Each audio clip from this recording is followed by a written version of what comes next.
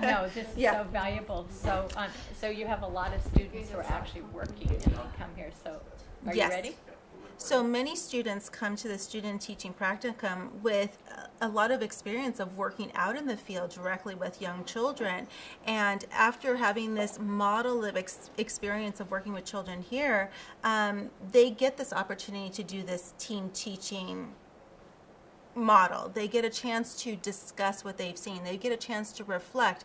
And once they've had a taste of doing that kind of reflective practice, oftentimes teachers feel like they want to be able to provide that for the children wherever they work at professionally.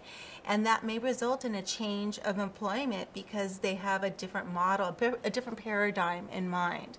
And so that's something that can occur after having this rich experience teaching. Yeah. Yeah, it's one of the ways you're a change agent in the Yes. field, I think. Yes.